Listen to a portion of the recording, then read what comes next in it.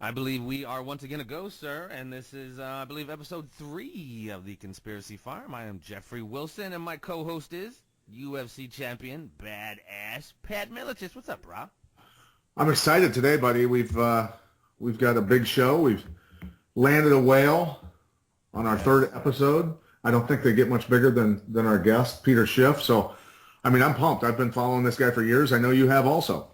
Absolutely, and we only have him so a very kind of a short period of time, so we are going to kind of throw out some of our questions that we have, maybe we're going to throw to him, and just kind of chew on this big kind of concept, this whole thing that's going on right now with the collapse of the dollar and the global economy, if you will. And we're going to have this discussion in a little bit with Peter Schiff. He's the CEO of Euro Pacific Capital. He's the author of The Real Crash, America's Coming Bankruptcy. And you can find out all of this information at www.europac.net.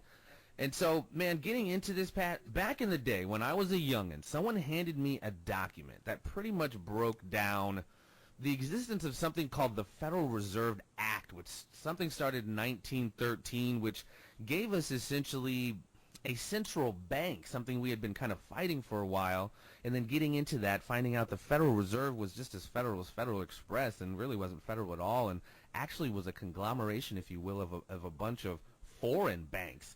And come to find out, that's kind of illegal and unconstitutional, if you will. You're a big brain on this subject as well, man. What's going on with this? And then we're talk about getting off the gold standard in the 70s, and then the lifting of Glass-Steagall under the Clinton administration, which was a huge, big deregulatory move, which kind of opened the floodgates for so much of what we felt in 2008 as far as, like I said, the deregulation. And then we're going to get into these things called collateralized debt obligations or derivatives, which is just debt that just keeps inflating this bubble, which is eventually bound to burst. Is it not, Pat Miletich? Well, yeah. I mean, Peter Schiff's going to shed a lot of light on that. I mean, I don't have any letters behind my name that say I'm an economist, although I've certainly read a lot of books and studied a lot of stuff on economy, on banking, and things like that. And we've had actually 3 central banks before the Federal Reserve. One's not really even recognized, but there were 2 others. And Andrew Jackson, a guy that they're trying to get off the $20 bill, I guess in the big scheme of things, globalist bankers want him off of there, because if everybody knew about Andrew Jackson's history and his fight against the central bank, and I consider him one of the greatest presidents ever, others don't, but I do, simply because he killed the bank. And that was a great thing for America, although the bankers, destroyed our economy because of it on purpose, just to teach Americans a lesson about fighting the bank. But yeah, the Federal Reserve Act in 1913 was one of those things, the biggest in my mind, the most treacherous and traitorous moves ever perpetrated against the American people. It really sold us into slavery. And people don't really understand it. They don't understand the Federal Reserve. They don't understand any of it. But the Glass-Steagall Act you mentioned with the Clinton administration just furthermore opened the floodgates for the global bankers to do whatever they wanted, really, with our economy. And when I started paying attention to this stuff, it's kind of a weird way of how it worked. Is I was standing in line as a little kid in 1971 with my mom and my grandma in Albia, Iowa. There was a line going down 2 or 3 blocks around a building that led into the Albia, Iowa Farmers National Bank. And that was 1971 when Nixon took us off the gold standard. And the farmers and pretty much everyone panicked. They freaked out. My grandma got there early with me. I think we got up well before the sun came up and stood in line forever. And my grandmother was actually able to get her money out of the bank. She had a lot of stocks and other things like that elsewhere.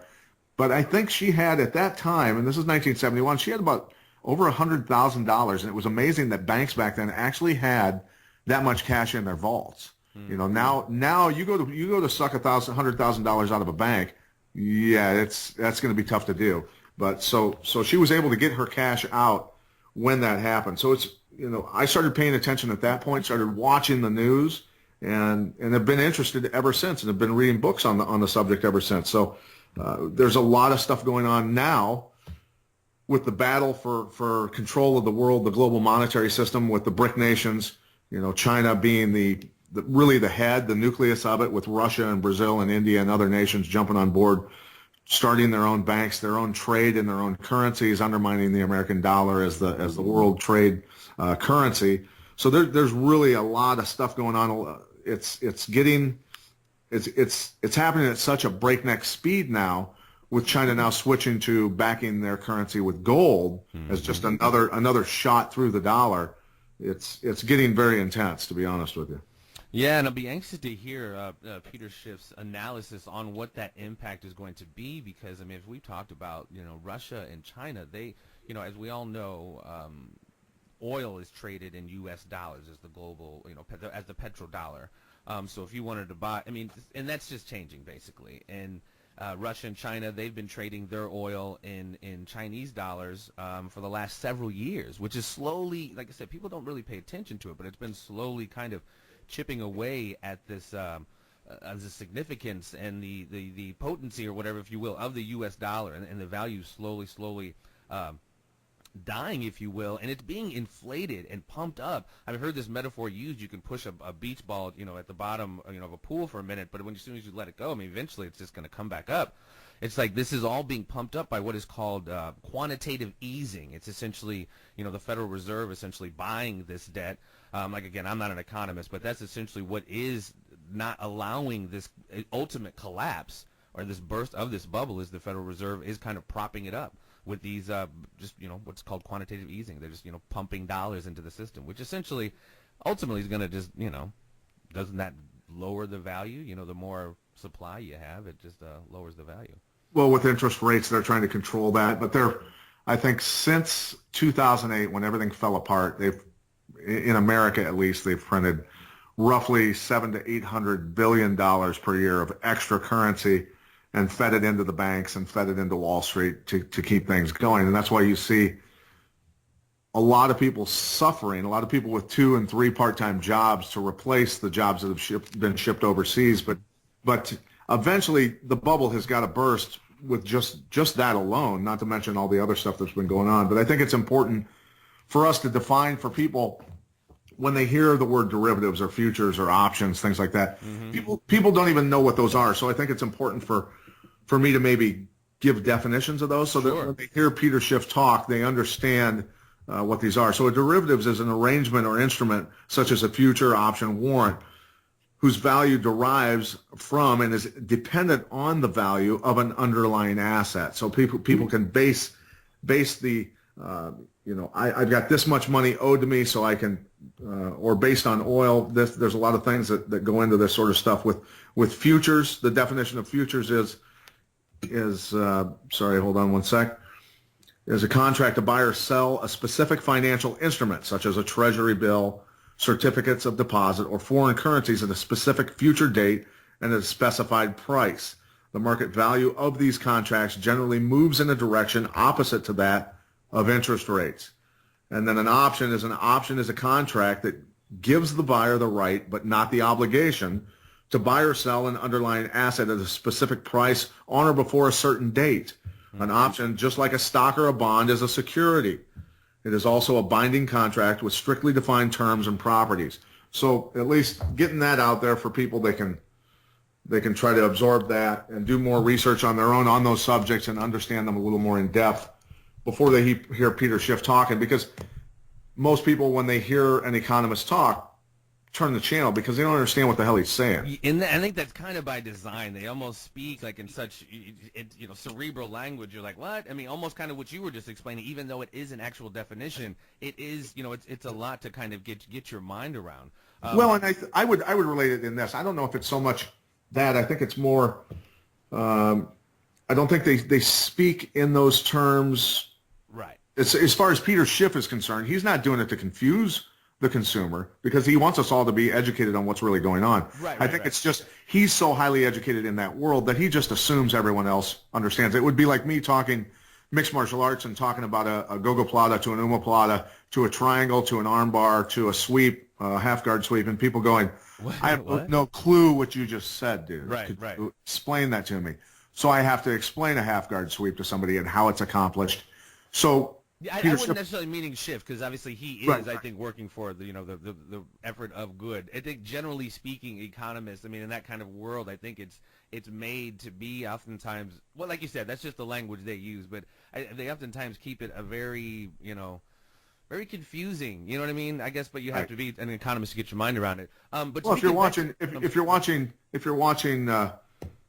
someone who's saying that the outlook financially is rosy, sure, they're going to keep you confused and tell you that everything's great and that trade is going well, and which it's not. That unemployment numbers are great, which they're not when you look behind the scenes and look into it. It's not that way. So, but Peter Schiff is a guy that he doesn't want to have to explain economics 101 when he talks. Obviously, exactly. He wants to tell you what's really going on and expects you to do your homework and educate yourself and keep up, right. Basically, keep up. And Jeff, I don't know how much education you got in high school on economics. I think the furthest they got when I was in school was how to balance your checkbook. Yeah, I was which just going to say that pretty much is. If you can't balance a checkbook, you got issues. Right.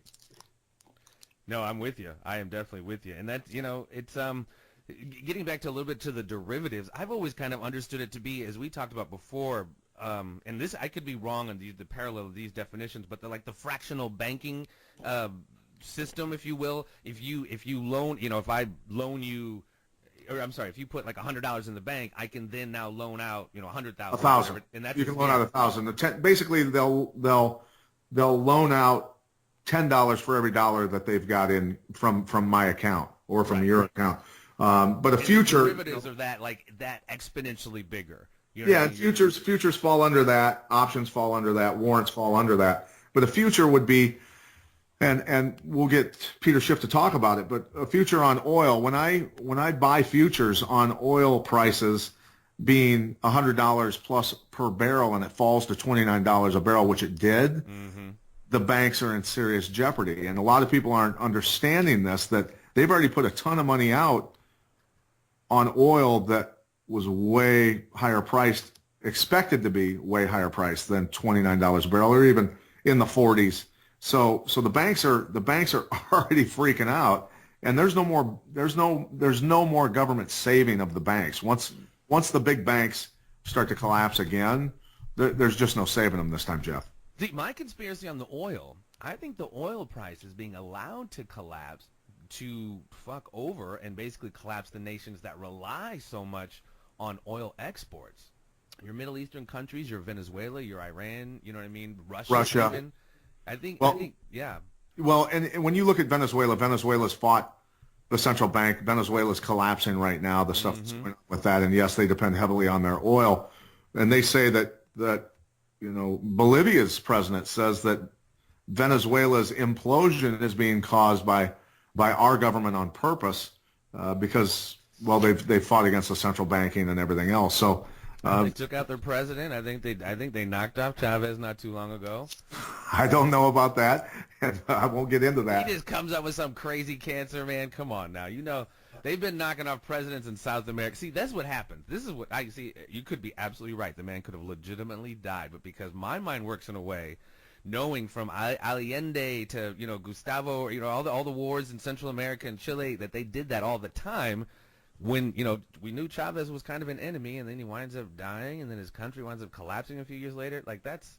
Well, there's a pattern there. There's certainly a pattern, right. and so that could be looked at, and I'm not going to argue with you on that at all. But I would say that I wouldn't put it past our government and globalists deliberately imploding Venezuela's economy and attempting a coup d'etat. And yeah, exactly. Well, we'll save you. The global bankers will come in and we'll prop you up and we'll put a puppet in and we'll take care of you. So. Why don't we go? Pans out. We'll see if that pans out. I think that's the likely scenario in my mind, but we will see. Right. So, but why don't we get Peter on the phone and get some answers to this? I'd love to talk to the man, the myth, and the expert, and have him shed some light on this stuff for us. All right, we will do that very thing, Mr. Pat Milicic, in just one moment. This segment of the Conspiracy Farm is brought to you by Firehorse Combatives. Firehorse Combatives is cutting-edge, real-world training that combines the knowledge of the cage, street, and battlefield that can be tailor-made to fit job specifics. Firehorse Combatives has trained everyone from local, state, and federal law enforcement to all branches of the military and special forces groups attached to those military branches. Even corporate executives seek Firehorse expertise in how to survive dangerous encounters during business trips abroad. Firehorse courses are for doers in society, and all of their material has been proven in the real world because there is no room for theory in a fight. If it doesn't work, Firehorse doesn't teach it. Go to www.firehorsecombatives.com to find out more about the best in law enforcement and military defensive tactics and combatives. And we are back with Mr. Peter Schiff. He is the CEO of Europe Pacific Capital. He's the author of The Real Crash, America's Coming Bankruptcy. And again, you can find out all this information at www.europac.net. How are you today, Mr. Schiff? I'm doing good. And, by the way, I got the .com URL now, so it's Europac.com, although they both work. Yeah, I finally bought that. Somebody had it, for a long, long time, but I guess they didn't want it anymore, so yeah, I bought it. You should have just sent me over. We'd have got it cheap. Well, Mr. Schiff, we don't have so much time, and so much information goes into these kind of conversations. So I'm going to let my partner here fire away at a few at questions he might have, and I will jump in if necessary. Thank you so very much for your time, by the way. And my pleasure. I appreciate it, Jeffrey. Mr. Schiff, number one, thank you for joining us. We know you're a busy guy, and being a guy that I've paid attention to you for quite a long time. You called the 2008 crash when a lot of people, economists, even on TV, were laughing at you. I found it interesting that they had to eat crow on that. But we've been paying attention to what China's doing. The BRIC nations trading in their own currencies, obviously causing the American dollar to lose a little bit of leverage. But now that China seems to be moving towards backing their currency with gold, we're interested to talk to an expert like yourself on how is that going to affect the American dollar moving forward. Well, the dollar's got a lot of problems, and certainly a gold-backed alternative, especially from a country like China, which is a major manufacturer of products that are in high demand all around the world, would certainly be a big competitor to the U.S. dollar, which, of course, is backed by nothing and is issued by the world's largest debtor nation with enormous trade deficits every year and a huge national debt. And so the key, though, to the American economy, this bubble economy, what's been keeping it going all these years, is our ability to just print money and exchange it for the goods that other countries create. And people like Donald Trump are out there saying, oh, China's taking advantage of us, they're raping us. He's actually got it backwards. We're taking advantage of China. We're raping China because we're getting all their valuable products, and all we're giving them is a piece of paper. We didn't have to do anything. We just created out of thin air. But when the dollar starts to lose value, countries are not going to give us their stuff for our paper anymore. They're going to demand actual stuff for their stuff. And that's when the American standard of living is going to completely implode. Right, which leads me to my next question. I mean, is China going to pull more power plays down the road for a yuan takeover as the global currency? I mean, their citizens compared to our citizens when it comes to the ability to survive a struggle. I mean, I see Chinese people eating dogs, eating whatever they have to, digging up roots out of the ground to survive. Americans can't deal without a cell phone. So ultimately, I mean, I see it as China would let their citizens suffer even more to collapse our system so that they could take over. Am I not correct in that assumption? No, their citizens would not suffer. And first of all, there's not all this suffering going on in China. It's, the economy has really improved markedly over the years. And you have a very, very big middle class in China. Probably the Chinese middle class is larger than ours. Now, not as a percentage of their population, but in raw numbers. But if the dollar were allowed to decline, if the Chinese currency went way up, the Chinese people would not suffer that. They would benefit from that. They would get the benefit of lower prices for all the goods that they want to buy. Their standard of living would go up. So the suffering would take place over here. We would have to go without all the things that we now, take for granted. Would it affect them, though, in any way if the American dollar lost its power, they no longer really wanted to take our dollar for their stuff, they're going to sell less goods? Would that affect them? No. They'll sell fewer goods to us. Right. But they'll sell more to other people, and they'll consume more goods themselves. So Chinese manufacturers will sell more of their products to Chinese citizens and less of their products to American citizens. So the pain is over here. because we're going to have less to buy.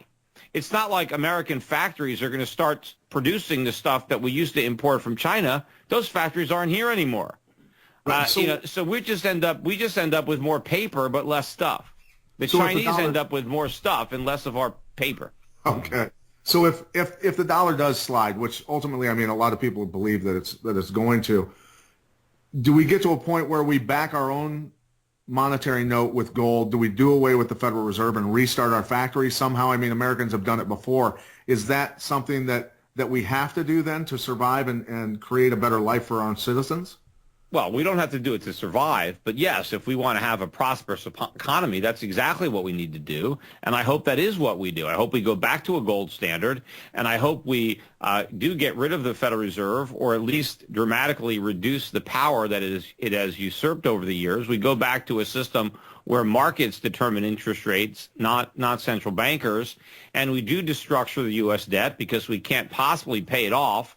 And we do restructure it in a way that makes it manageable. And then we do change government. We shrink government, the size of government, what it spends, what it taxes. We should abolish the corporate and personal income tax and the inheritance tax, state tax, and move to a consumption-based tax system, either sales taxes, tariffs, things of that nature, the types of revenues that used to finance the government before the introduction of the income tax in 1913. Yep. So go back to a fair, constitutional tax system that's consistent with limited government and economic growth, and get rid of all these government programs that have been enacted since the New Deal, because they don't represent progress. They represent a regress. They represent going back to something that didn't work.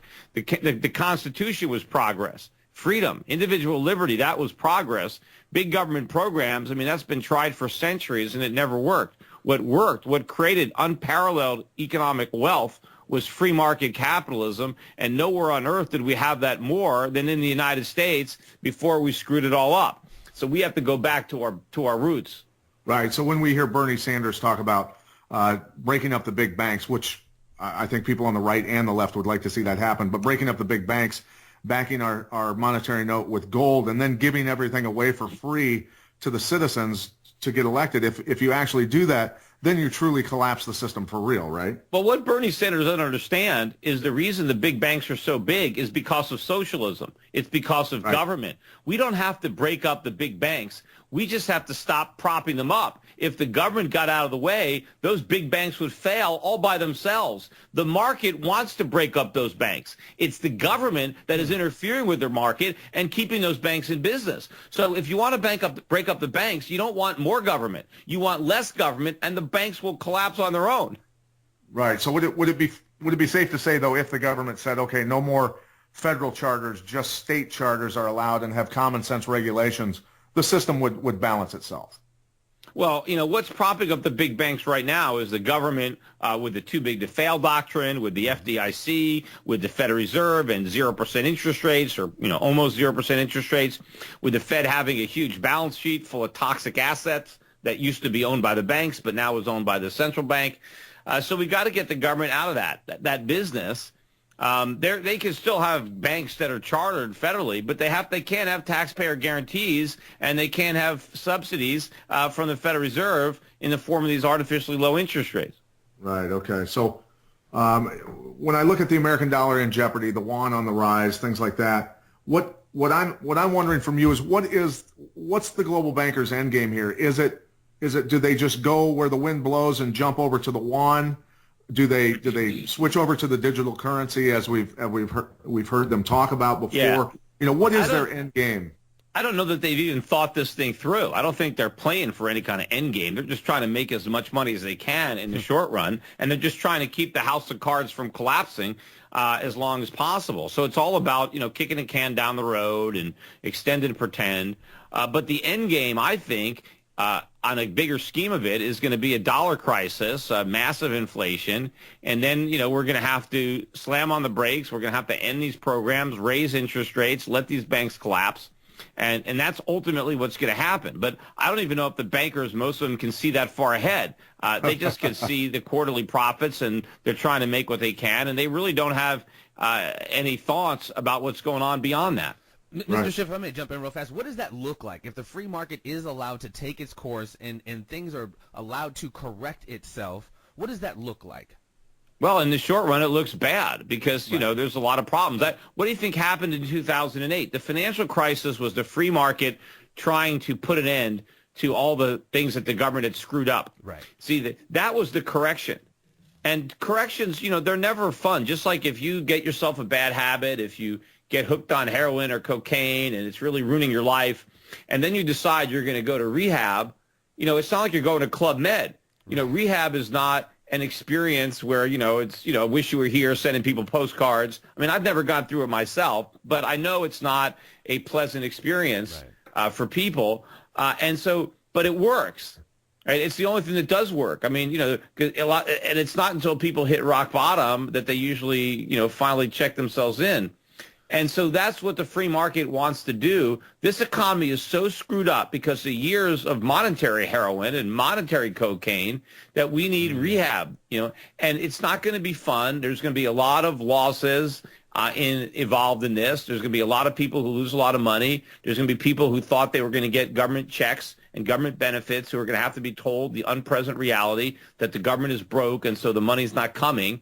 Does and this so take a lot years, of people, months, years to correct itself? Do you see social unrest within this, or does it not get quite that bad as this, correction takes? Well, we don't know. Look, the longer the government postpones it, the worse it's going to be. Right, that's what so it's already got to be pretty bad because of, how long they've kept it going. But no, it could be years. I don't think it's going to be decades, but it could be 2 or 3 tough years. I'm really not sure. I mean, the less government there is in our way, right, the more the government gets itself out of the equation. Right, the smaller the government can make itself, right, the easier it's going to be to solve the problem.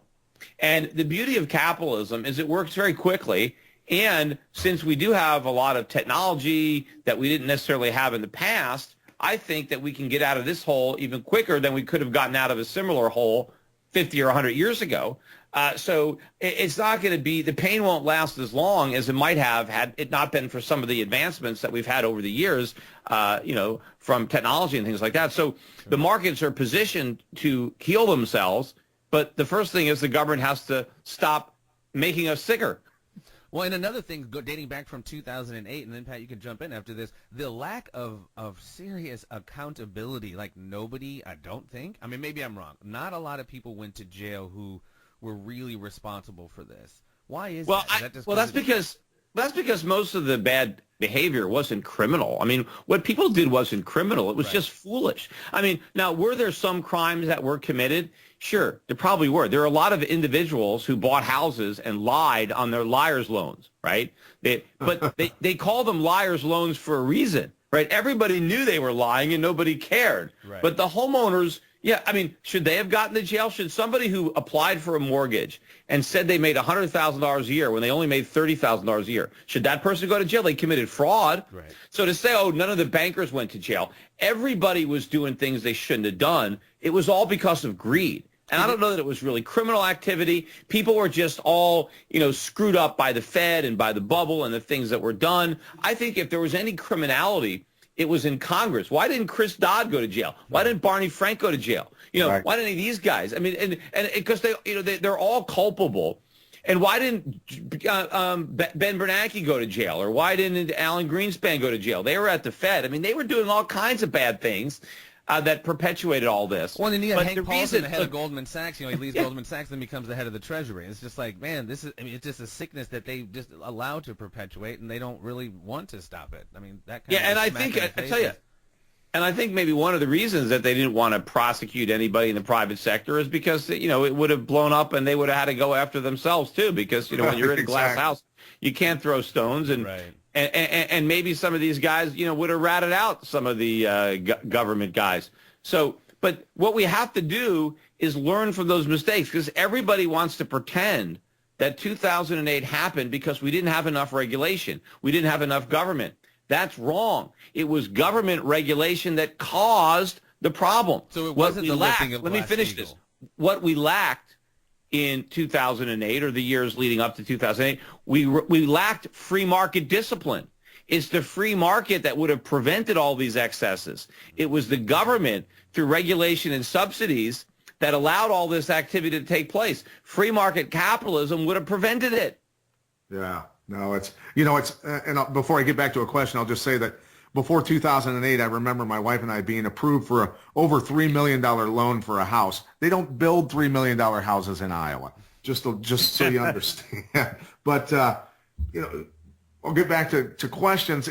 If it's not the one, and I think it's a combination of things also, but I mean, alone with the bets on future oil prices and how oil dropped, are the banks finding themselves in trouble here in the near future just because of that? Well, the banks do have a lot of bad oil loans on the books, and that is the problem. I mean, the good news in that respect, if you want to call it good news, is I think oil prices are going to head back up as the dollar tanks. So that might help bail out some of the bad oil loans, but it's not going to bail them all out. I mean, there's a lot of loans that are going to go bad and went bad, and even if oil goes back to $100 a barrel next year, they're not going to get that money back. But the bank has a lot more troubled loans that they're going to have to worry about that are going to be beyond the energy sector. And I think a lot of the real estate loans are going to have problems again when this echo bubble bursts in real estate. I mean, home ownership is at a 50-year low, and yet, home prices are back at bubble highs. Well, why? I mean, people haven't been buying homes. It's speculators. It's the average American doesn't own a home, but speculators are loaded up with homes and they're renting them out. And but I think that's going to buckle. Rents have now risen year over year. They're up about 8% in the last year. Rents cannot keep rising like this because Americans don't have the income to pay the rents. And I think you're going to get a bursting of this rental bubble, and a lot of the homes that are being rented are going to come on the market. And you have a lot of private equity companies that own tens of thousands of single-family homes spread around the United States. They're going to be selling all these homes. They don't have any mortgages on these properties. So they can sell for 40, 50 cents on the dollar. Doesn't matter. So, and then, when that happens, you crush the mortgage market because now, homeowners that had some equity are going to be way underwater.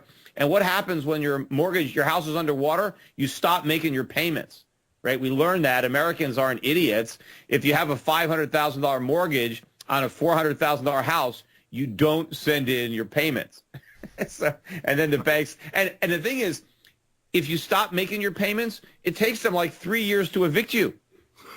So, and what happens during those 3 years? You don't pay your property taxes. You don't pay your maintenance bills. So by the time the bank gets the property back, they're last in line. They have back taxes. They have other, and what a lot of people do before they leave the house is they take everything of value with them. They take the granite countertops. They take the appliances. They take the toilet bowls. The copper lines. They take the plumbing.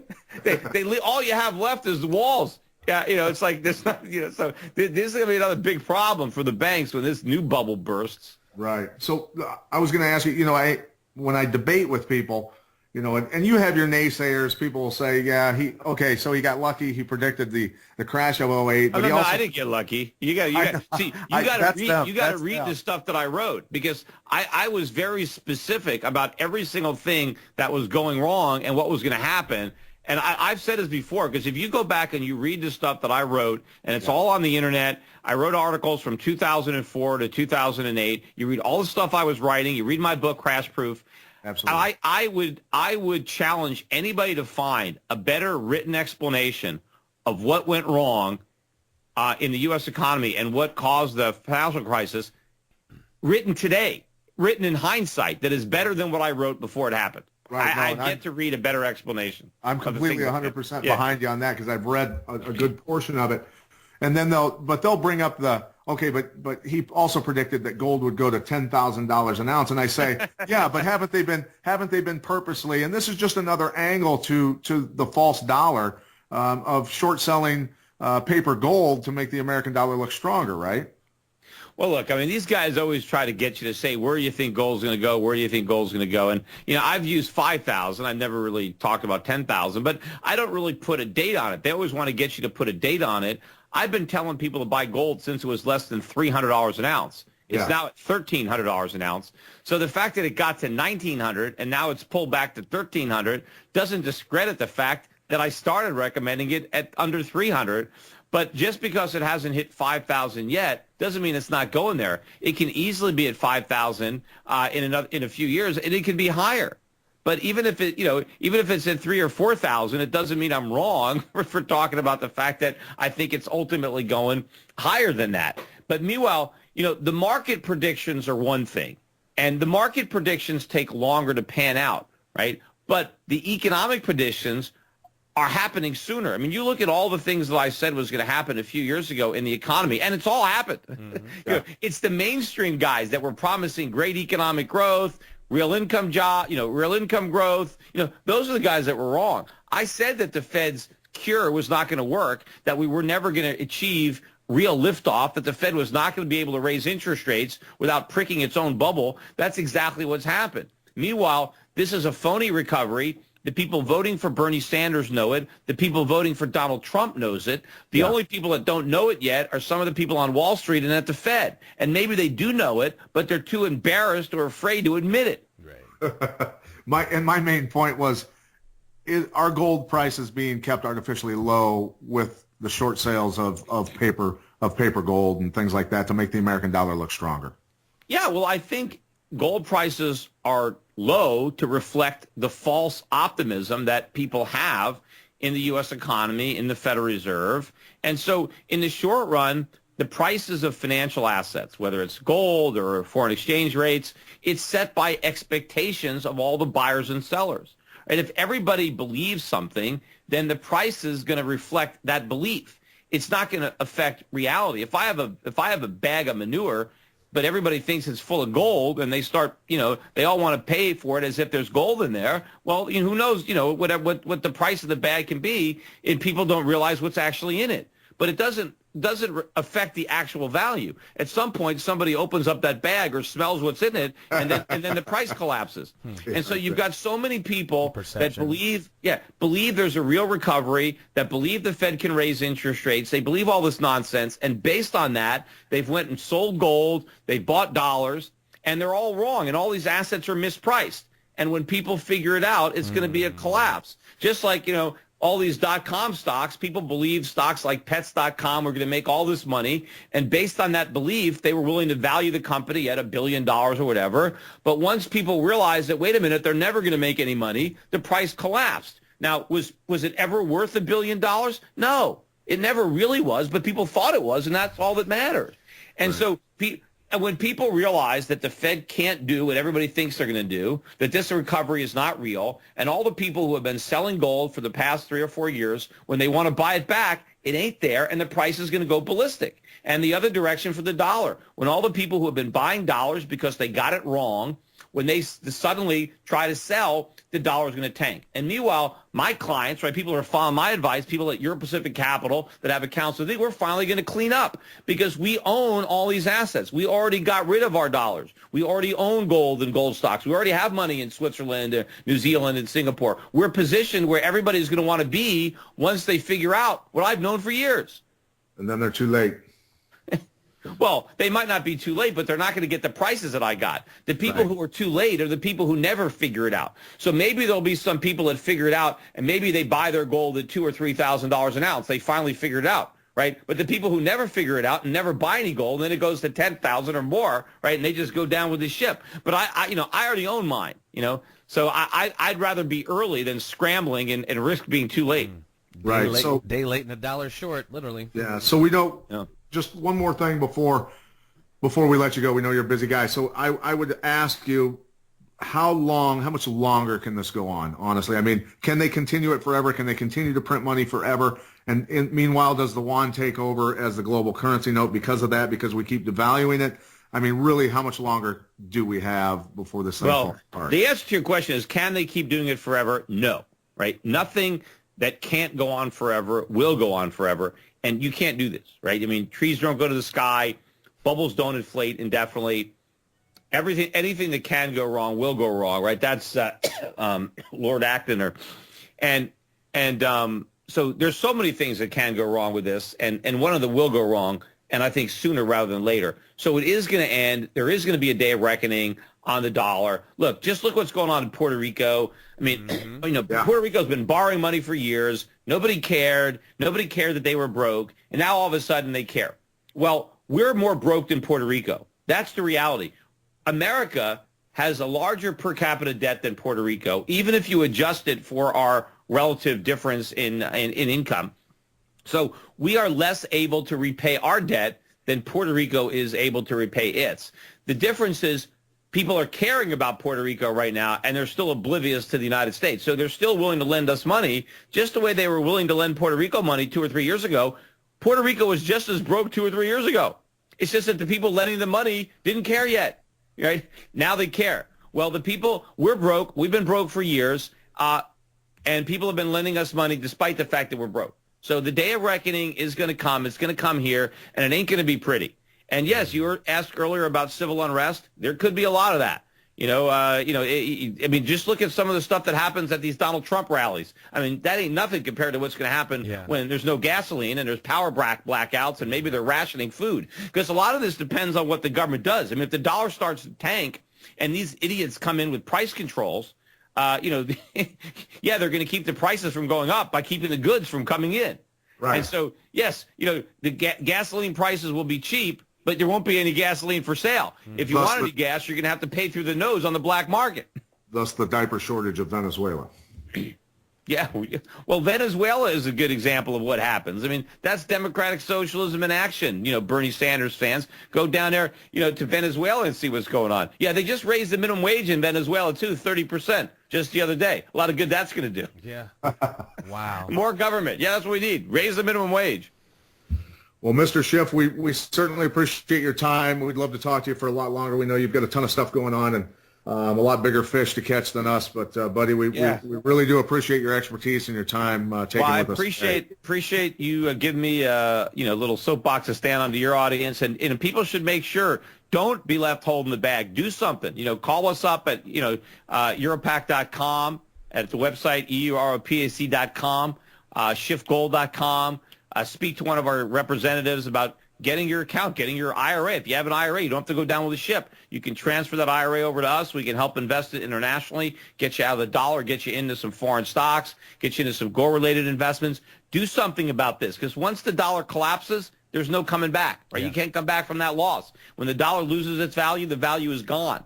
And so the opportunity to protect the purchasing power is gone. Plus, there's also an opportunity to make money here, because I do believe that the prices that we're going to see, these gains that we're going to get, it's going to be a lot more than just a decline in the value of the dollar. So it's not just about staying even. People will be able to profit from this disaster. I'm not glad that it's going to happen, but I may as well at least profit from it, Absolutely. And then if you profit from it, maybe you're in a position to help others, exactly. And maybe you can help the country get back on the right path. Great point, sir. Great point. All right. I will link all of that to the interview here on the link here. And thank you again so very much, sir. Absolutely valuable information. Okay. Bye. Have a good day, Peter. Bye. WOW, my friend. That was quite the hefty brain load of information he just downloaded to us, man. That was heavy. Listen, I'm starstruck anyway. A lot of people want to talk to athletes and, want to see the guy that they've seen on TV score touchdowns or shoot 3-pointers, whatever. Yeah. That's the guy that I want to talk to, right? That's a guy with so much knowledge in his head, right? And sees into the future so well financially that's the guy that I want to be around. I mean, that's the guy that I consider a guy that I look up to. Well, and it's interesting as we talk about, this conspiracy farm and that term again, with the pejorative connotation that it gets. He's not some tin hat. He's a very well-known economist. Just because he's telling you that the bridge is out ahead, you just don't keep driving towards the fucking bridge that's out. Like, he's giving you very, very good, well thought out, comprehensive information. He predicted the '08 crash. Again, man, I'm going to link a lot of his websites that he had mentioned. And folks, I'm not giving any kind of economic, investment advice, but, he's definitely got some information that can be very, very helpful, because the imminent collapse, the dollar, I mean, it's coming, man. It's just coming. Yeah, no, he was very clear about that and gave a lot of factual information to the listener, to us, on why it's happening. And all the different angles in which it is happening. There's so many different angles to it, from the BRIC nations building their, putting together their own banks, their own trade, to now China backing its currency with gold, to, the artificial propping up of Wall Street and the banks with the printing of money, quantitative easing, yeah, with the short sales of gold, paper gold and paper silver, and a lot of other things that are going on. The derivatives, the bubbles are building. It's going to happen.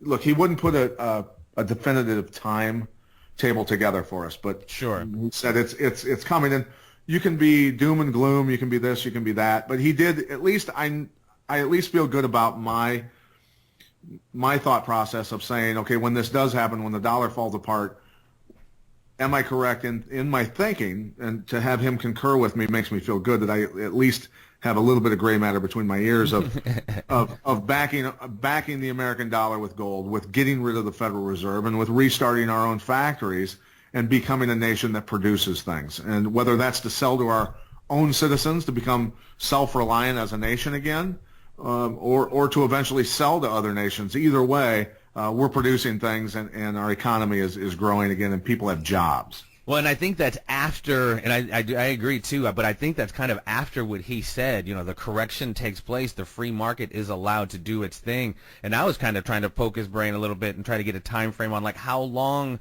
which is I guess hard to really pin down how long these things will take, but I imagine, if things were allowed to correct and things were kind of allowed to collapse and then like restart again, I think there's a lot that will go into that, not just economically, like I'd mentioned, social unrest. I think there's going to be a lot of woe, if you will, to come with that correction. Sure, but here's the thing. If government stays heavily involved as they are now in the restructuring and rebuilding, it never gets better. It really doesn't. It's all false again. So how much societal unrest is there going to be, and how long does it last if the system truly were allowed to correct itself and the citizens were able to start businesses and give people jobs, and suddenly the unrest goes away because people are working, they're paying their bills, they're buying food, they've got a roof over their head, and they're happy. So it comes down to the government getting the hell out of the way and allowing a true free market society to take control, and us as citizens become buying and selling and bartering amongst each other to make society work.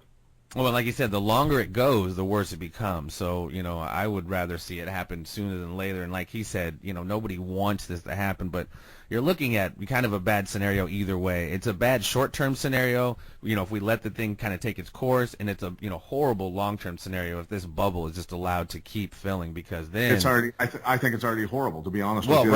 As he said, it's gone on for so long, since '08. For 8 years now, they've been printing $800 billion a year, not only here, but think about Europe. The European Union is going to collapse. Britain wants out of it.